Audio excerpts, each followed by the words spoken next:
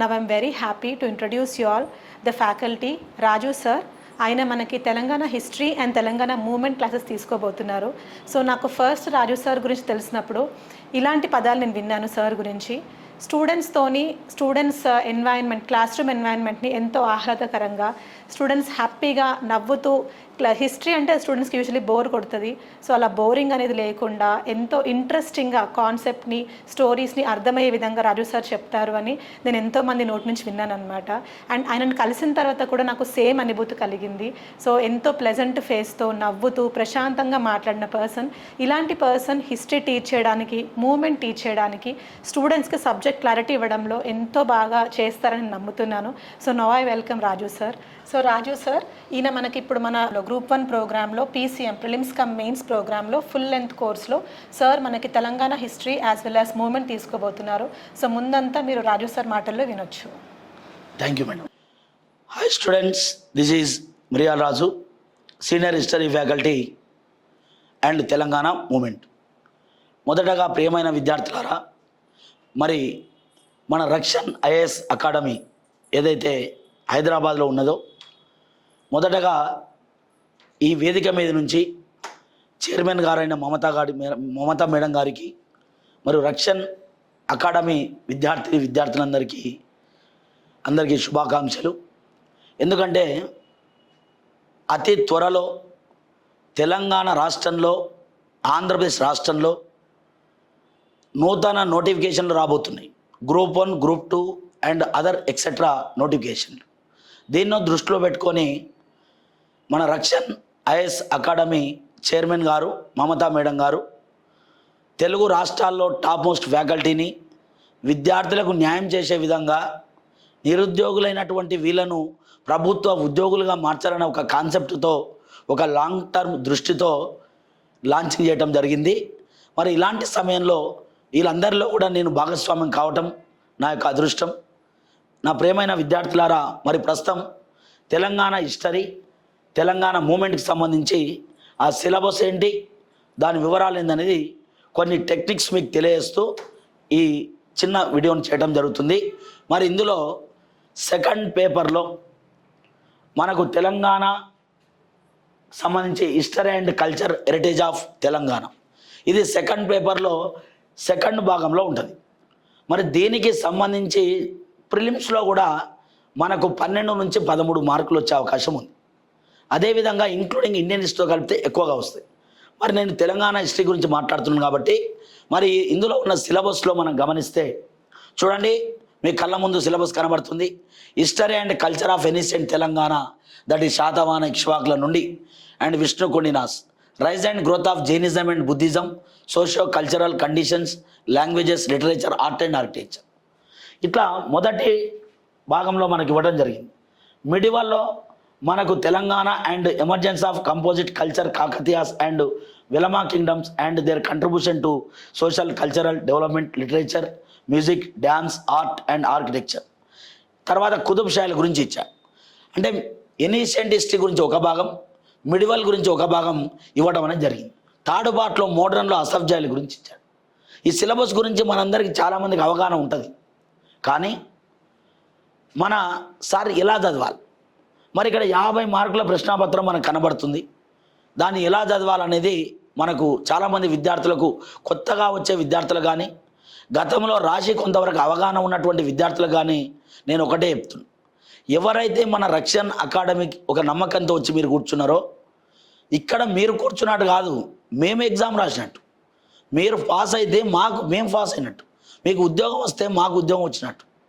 కాబట్టి ఈ సిలబస్ని ఏం చేస్తున్నాం అంటే కులంకషంగా శాతవాహనుల కాలం నుంచి నిజాములు ఆపరేషన్ పోలో ద్వారా 1948లో ఎలా భారత యూనియన్లో ఈ రాజ్యం కలిసిపోయింది అంతవరకు మీకు ప్రిలిమ్స్ లెవెల్లో మొదటి నుంచి చిన్నపిల్లవానికి లేకుంటే ABCD ఎట్లా నేర్పిస్తామో అట్లా ప్రతి అంశాన్ని కూడా మన కులంకషంగా ఇక్కడ ప్రిలిమ్స్ లెవెల్లో మొదటగా దీన్ని ఎక్స్ప్లెయిన్ చేయడం జరుగుతుంది.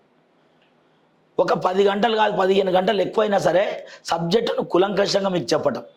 అందులో ముఖ్యంగా మనం ఏ సిలబస్ను చూసుకున్నా చూడండి, ప్రాచీన కాలంలో శాతవాహన ఇక్ష్వాలకు సంబంధించి Jainism, Buddhism and socio culture and condition, literature, art and architecture. అంటే రేపు మనం ప్రభుత్వ ఉద్యోగస్తులు మారినప్పుడు సమాజానికి ఏ విధంగా సేవ చేస్తామో, how we can do service to society అనేది ప్రాచీన కాలంలో వాళ్ళు సమాజానికి సేవ ఏం చేశారు, మధ్యయుగంలో సర్వీస్ ఏముంది సొసైటీకి, మోడర్న్లో ఎలా ఉంది అంటే ఏ కాన్సెప్ట్ని దృష్టి పెట్టాలని విద్యార్థులు అన్నప్పుడు ప్రతిదీ చదవాలి. కులంకషంగా ఎగ్జామ్లో మనం రాసే విధంగా మీకు ఇక్కడ ఎక్స్ప్లెయిన్ చేస్తాం.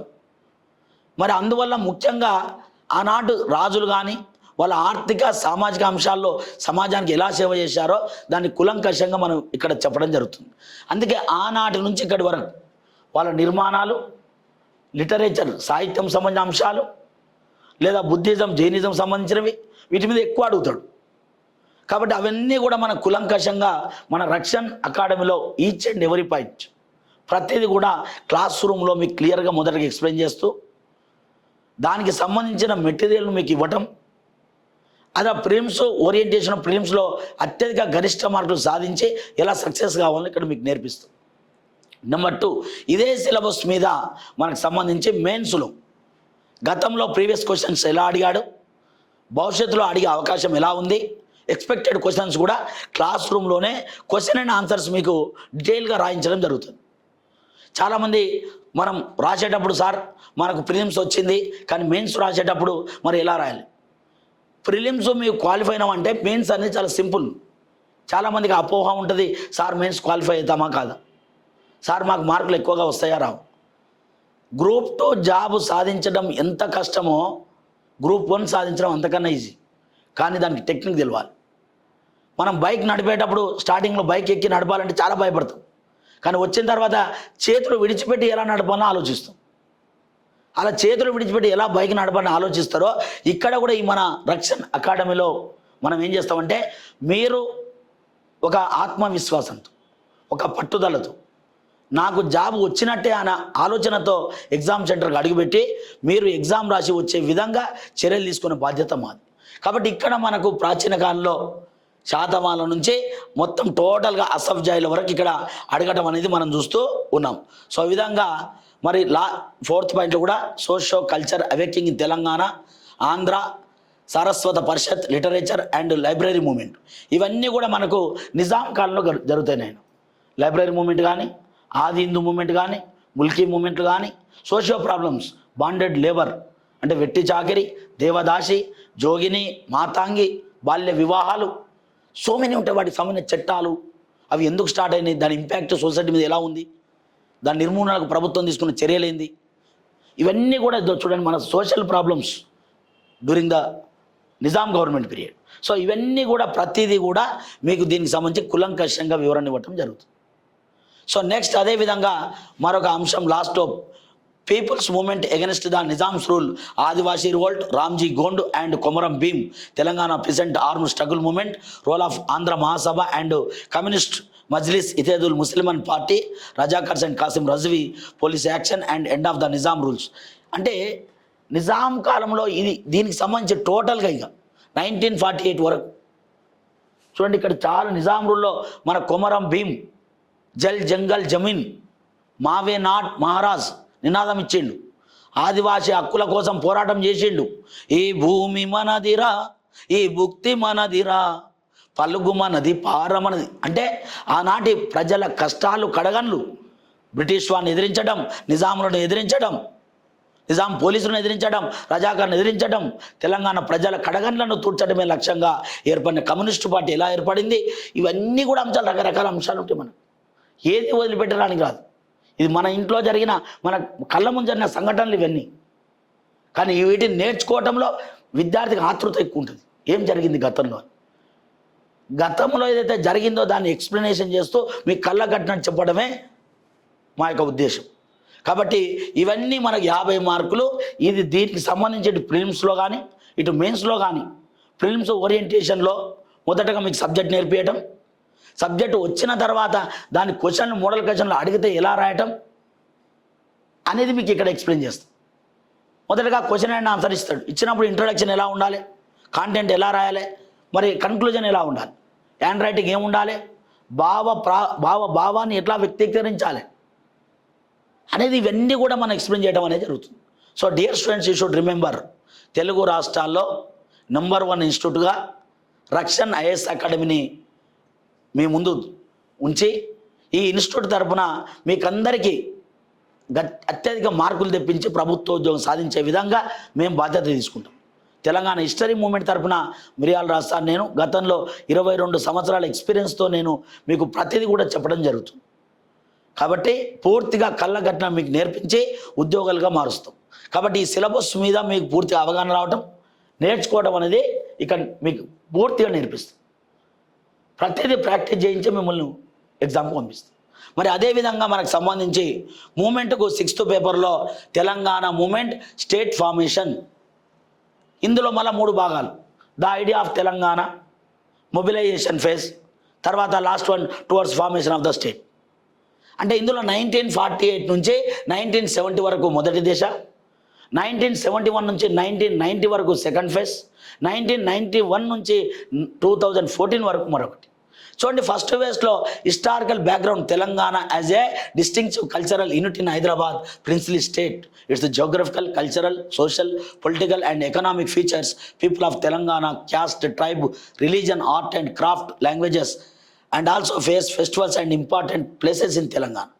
సో ఇవన్నీ కూడా నిజాం ఖాన్లో జరిగిన 7th నిజాం ఖాన్లో జరగకన్నా ముందు తర్వాత ఇచ్చిండు. వాస్తవానికి సిలబస్లో ఇది లాస్ట్లో ఉండాలి, కల్చరల్లో ముందే తీసుకొచ్చి పెట్టిండు కల్చర్కి సంబంధించి. అయినప్పటికీ మనం ద ఐడియా ఆఫ్ తెలంగాణ అంటే ద కాన్సెప్ట్ ఏముంది, అసలు తెలంగాణ ఎందుకు రావాలి, తెలంగాణ ఎందుకు కావాలి అనేది మనకు రావాలి కదా. తెలంగాణ ఎందుకు, ఐడియా ఎందుకు ఉంది, తెలంగాణ కావాలని ఏమంటున్నాం, దీని జోగ్రఫికల్ ఏంది, దీని రిసోర్సెస్ ఏంది అనడంతో పాటు తెలంగాణను మొదటగా ఎందుకు కోరుకుంటున్నాం అనేది మనం తెలుసుకోవాలి. మనం జనరల్గా హాస్పిటల్కి వెళ్తాం, కడుపులో నొప్పి వచ్చిపోతాం. కడుపులో ఎందుకు నొప్పిందని డాక్టర్ అడుగుతాడు, ఏం తిన్నావు నైటు, చికెన్ బిర్యానీ తినవా, లేకుంటే ఎవరైనా దోస్తు బిర్యానీ పెడుతుంటే ఆడికో ఎక్కువ తినవా, మరి కారణం ఏంది అని ఫస్ట్ కావాలి మనం. అందుకే ద ఐడియా ఆఫ్ తెలంగాణ అంటే తెలంగాణ ఎందుకు మొదట కోరుకుంటున్నాం అనేది, that is the first question. You should raise the question in our mind. ఎందుకు కావాలి, నిజాం కాలంలో ఇతర ప్రాంతీయులు తెలంగాణ ప్రాంతానికి వలస వచ్చి, అంతకన్నా ముందు కాకతీయుల నుంచి కూడా వలస వచ్చి ఈ భూభాగంలో నివసించిన వాళ్ళు. కొన్ని పరిస్థితుల వల్ల వాళ్లకు ఉద్యోగాలు నాన్ ముల్కీలకు ఎక్కువై లోకల్ అయిన ముల్కీలకు తక్కువ వచ్చినాయి. అందువల్ల ఇద్దరి మధ్య క్లాసెస్ వచ్చినాయి. మతపరంగా హిందూ ముస్లింల మధ్య క్లాసెస్ వచ్చినాయి, ఎందుకంటే నిజాం పరిపాలన కాబట్టి. అందువల్ల లోకల్ వాళ్ళు ఉద్యోగాలు కావాలని కోరుకున్నారు. కోరుకోవటం మూలంగా తెలంగాణ వస్తేనే ఉద్యోగం వస్తుంది. మొదటగా అవేర్నెస్ ఉన్నాడే, అవేర్నెస్ ఉన్నాక జాబ్ల కోసం కొట్లాడినాం, అదే ముల్కీ మూమెంటు. ఉద్యోగాలు రాకపోతే మన రాష్ట్రం మనకు వస్తేనే మన ఉద్యోగం మనకు వస్తుంది అని తర్వాత ఫైనల్గా తెలంగాణ అనేది వచ్చింది తప్ప, మొదటగా దానికన్నా ముందు ఏ మూమెంట్లు ఉన్నాయి, ముల్కీ మూమెంట్. ముల్కీ మూమెంట్లు అంటే దేనికోసం, ఉద్యోగాల కోసం. ఎవరికి ఉద్యోగాలు కావాలి, లోకల్ వాళ్ళకు. ఎవరికి ఉన్నాయి ఉద్యోగాలు, నాన్ లోకల్ వాళ్ళకు. ఎవరిచ్చారు, సాలార్ జంగ్ తెచ్చిన రిఫార్మ్ల నుంచి భావాలు మూలాలు ఉన్నాయి. సమస్య ఏర్పడింది కాకతీయుల కాలంలో, 600 సంవత్సరాల చరిత్ర ఉంది. ఇది మొత్తం క్లాస్ రూమ్లో క్లియర్ కట్గా మీకు ఎక్స్ప్లెయిన్ చేస్తాం ఇక్కడ. అందుకు మొదటగా ఎందుకు కావాలి అంటే, ఇక్కడ ఉద్యోగాలు లేవు. ఉద్యోగాలు రావాలంటే నిజాం గవర్నమెంట్లో రాలే, ఆపరేషన్ పోలో తర్వాత జేఎన్ చౌదరి ప్రభుత్వంలో రాలే, ఎంకే వెల్లోడి ప్రభుత్వంలో రాలే, బురుగుల ప్రభుత్వంలో రాలే, ఫైనల్గా ఆంధ్రప్రదేశ్ ఏర్పడినా కూడా మనకు ఉద్యోగాలు రాలే. అందువల్ల గతంలో గత 100 సంవత్సరాల నుంచి తెలంగాణ విద్యార్థులకు ఉద్యోగాలు లేవు. మన ఉద్యోగం మనకు కావాలంటే మన రాష్ట్రం మనకు కావాలి. మన రాష్ట్రం కళ కోసం మూమెంట్ స్టార్ట్ అయింది 1969లో.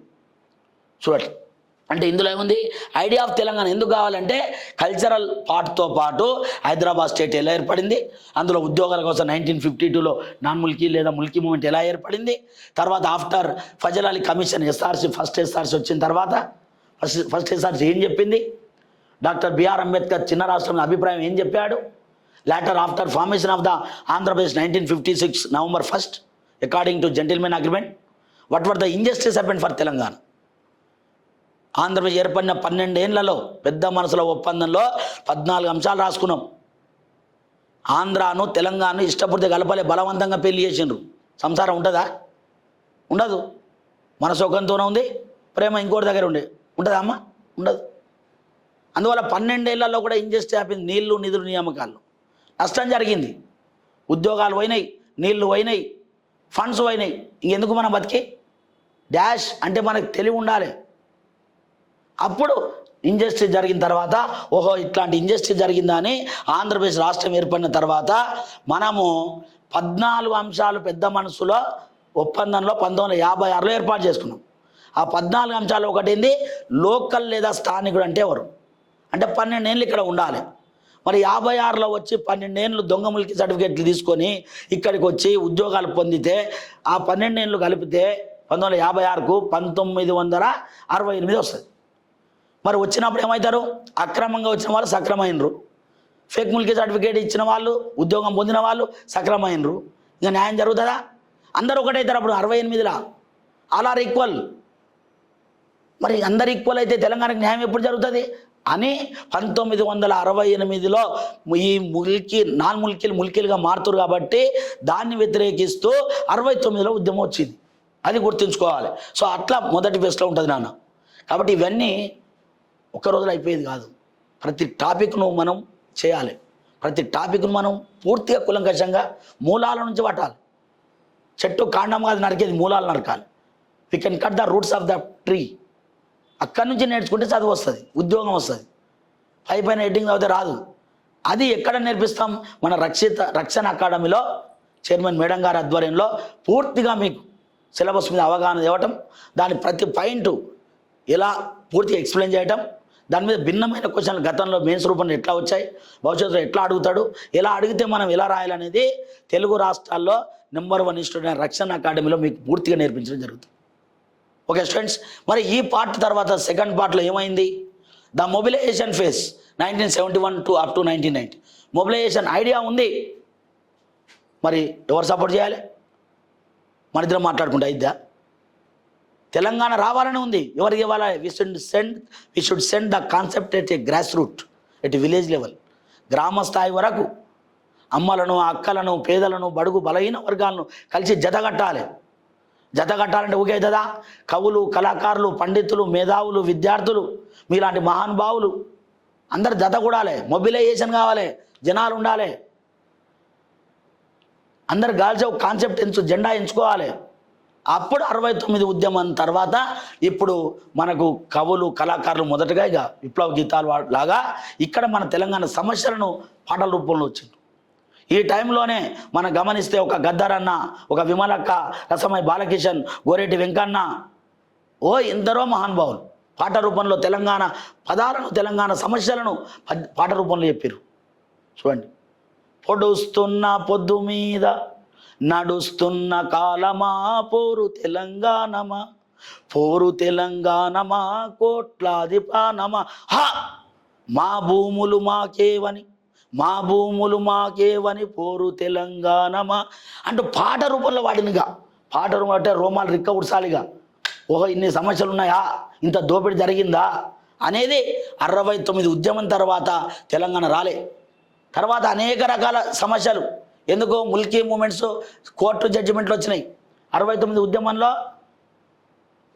ఆనాడు 1969లో జీవో నెంబర్ 21 విడుదల చేస్తూ జీవో నెంబర్ 36ను 6,000 మంది ఆంధ్ర ఉద్యోగులను తెలంగాణ నుంచి పంపిస్తామంటే ఆ ఎంప్లాయీస్ కోర్టుకోయారు. కోర్టు తీర్పు ఏది సక్రమంగా మనకు రాలే, అన్ని వ్యతిరేకంగా వచ్చినాయి.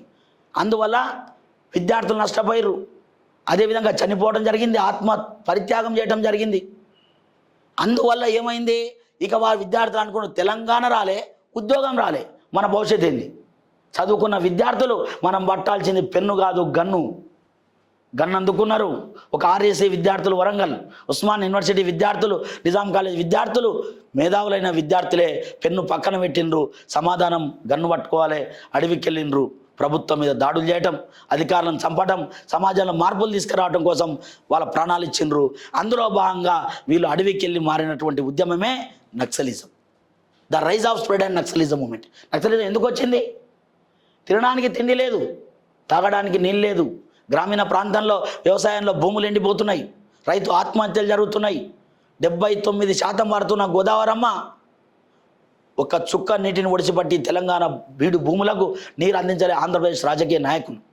కానీ పోలవరం దగ్గర అక్కడి నుంచి రాజమండ్రి, ధవళేశ్వరం పోయి అక్కడి నుంచి బంగాళాఖాతంలో వేస్ట్గా ఎక్కువ నీళ్ళు కలుస్తున్నాయి, కొన్ని వేల టీఎంసీలు పోయినాయి. కానీ తెలంగాణకు చెంబు నీళ్ళు ఇద్దాం తాగడానికి కూడా ఆలోచన లేని నాయకులు ఆనాడు ఉన్నారు. అందువల్ల తలాపున గోదావరి పాదాల దగ్గర కృష్ణమ్మ అవుతున్నా కూడా నల్గొండ ఎందుకు ఎండిపోయింది? వలస జీవులు ఎందుకు మారిండ్రు? నల్గొండలో ఫ్లోరోసిస్ సమస్య ఎందుకు వచ్చింది? కాళ్ళు చేతులు వంకర పోయి వేలాది మంది బిడ్డలు ఎందుకు చనిపోయినారు? పాలమూరు ఎందుకు వలస పోయింది? ఒక సిరిసిల్ల, జగిత్యాల, కరీంనగర్, నిజామాబాద్, వరంగల్ లాంటి ప్రాంతాల్లో చేనేత కార్మికుల ఆత్మహత్యలు ఎందుకు జరిగినాయి? ఆదిలాబాద్, ఖమ్మంలో ఆదివాసుల ఆత్మహత్యలు ఎందుకు జరిగినాయి? విద్య వైద్యం ఎందుకు నోచుకోలే? 10 మందికి అన్నం పెట్టిన మెతుకు సీమ మెదక్ ఎందుకు ఎండిపోయింది? మంజీరా నది హైదరాబాద్కు నీళ్ళని తీసుకొచ్చారు, ఆ భూములను ఎండబెట్టిండ్రు. అంటే ఇలాంటి సమస్యలు హైదరాబాద్ చుట్టుపక్కల భూములను ఆంధ్ర రాజకీయ నాయకులు భూస్వాములు వచ్చి తక్కువ ధరకు భూములు కొని రియల్ ఎస్టేట్ వ్యాపారం చేసుకొని విల్లాలు కట్టుకొని ఎందుకు ఎంజాయ్ చేస్తుండ్రు? భూమిని అమ్మిన తెలంగాణ రైతు అదే బిల్డింగ్ దగ్గర వాచ్మెన్గా ఎందుకు మారిండు? క్వశ్చన్ మైండ్లో వేసుకోవాలి. అంటే ఆ సమస్య ఉంది అక్కడ. అందువల్ల రైతు ఆత్మ కోకల్లో నీళ్ళు లేకపోవడం మూలంగా వ్యవసాయం ఆనాడు అంటే వ్యవసాయంగా నీళ్ళు పారుతున్నాయి కానీ ఒడిచిపట్టే నాయకులు లేడు. అందువల్ల తెలంగాణలో ఏమొచ్చింది? నక్సలిజం. ఆనాడు మందు డబ్బాలు తీసుకున్నారు. మందు డబ్బాలు ఉన్న మందే పెరుగన్నంగా మరి ఆత్మహత్యలు చేసుకున్నారు. కాబట్టి నక్సలిజం వచ్చింది. నక్సలిజం వచ్చిన తర్వాత ఇందిరాగాంధీ ఆమె ఆనాడు 8 point formula, 5 point formula, 6 point formula, ఎన్ని ఫార్ములాలు వచ్చినా మన ఫార్ములాకు సరిపోలే.